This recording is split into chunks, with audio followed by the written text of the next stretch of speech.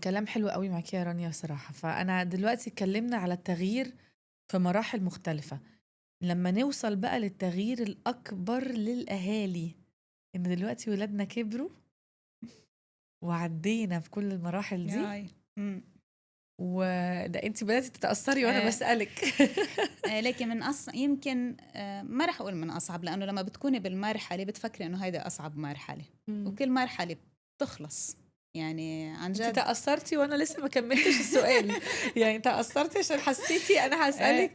احنا بنجهزهم عشان مم، ينطلقوا في الحياة صح لوحديهم، صح. بس ما حدش بيجهزنا احنا نعمل مم، ايه. مم، يعني وانس ما انا دلوقتي ربيت وتعبت وغيرت من نفسي واشتغلت على حالي وعملت كل مزبوط. الحاجات دي وجهزتك للحياة، انا ما حدش قال لي انا اعمل ايه، استعد انا ازاي للمرحلة دي. ليكي إذا فيك تحضري، هو في شغلة نحن شفتي القراية اللي بنعملها والتمارين اللي بنعملها، بتفكري حالك إنه أنت صرتي جاهزة للمرحلة، بس لما بتخضيها بيجيكي اشياء ما درستيها، بيجيكي اشياء ما بتتوقعي تصير، لانه ما في، يعني بيقولوا ما في فوق راس حدا خايمه، كلنا معرضين انه يصير معنا شيء، صح؟ فهون في شغلتين انا ساعدتني صراحه.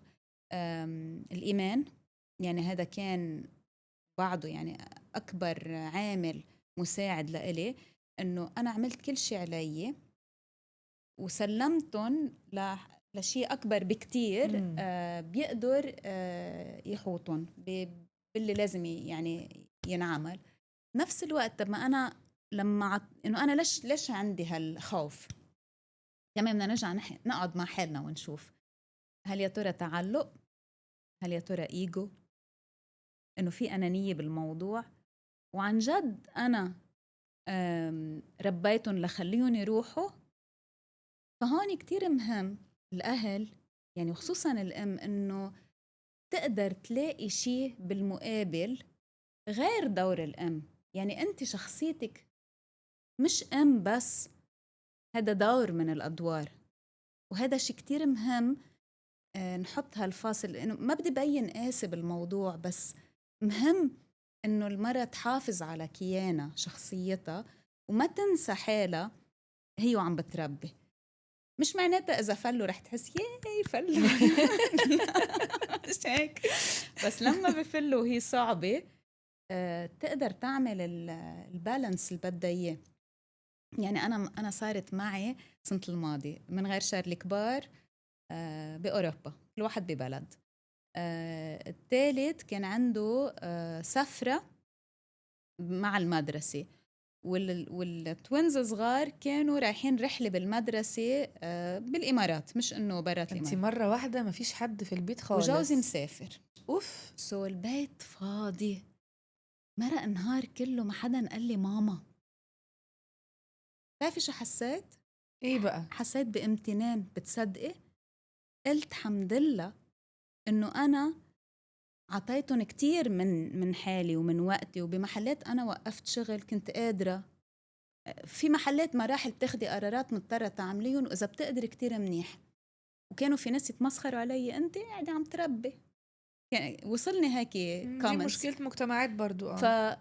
فحسيت مزبوط إنه حتى لو أنت قاعدة بالبيت، مش ضروري يكون عندك يعني تايتل، جوب تايتل، بروفيشنال تايتل، أنت وقاعدة بالبيت اعملي شيء يغذيلك روحك. هيدا اللي بيغذيلك روحك رح ترجعي تكمشي لما أولادك بفلوا. مش تقعدي إنه خلصت، أنا خلص دوري على عمر 40 50، خلص هيدا هو، راح ولادي بطل عندي حياة. لا.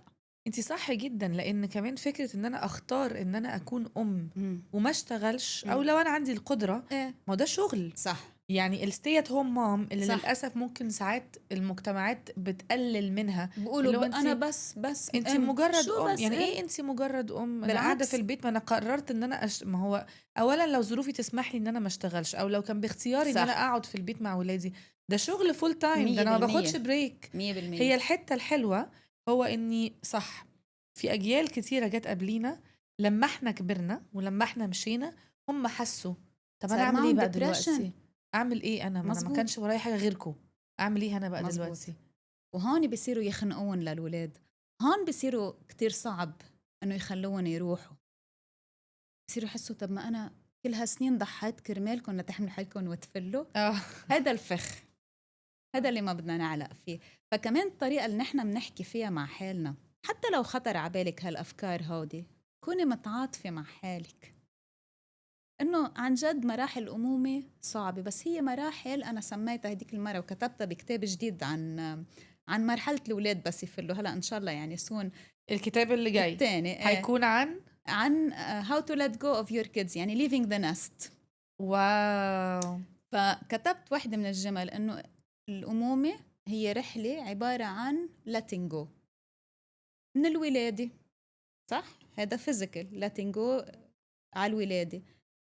لما بيمشوا أول خطوات بتعرفي قد ايه بتكوني خايفانة، بتتذكري انا طبعا والحقهم اوعى هيقعوا اوعى وهيتعوروا وهيعملوا المدرسة، سفرات المدرسة لوحدها، الأصحاب، جامعة أنا هلأ فيها، بعدين الزاجة الجواز وحياتهم العملية. ويسافروا بقى ويسيبونا. هي كلها مراحل letting go. إذا بتعرفي تعمليها صح بترتاحوا وبيرتاحوا، وإذا بتعمليها غلط بتتعذبي وتعذبيهم.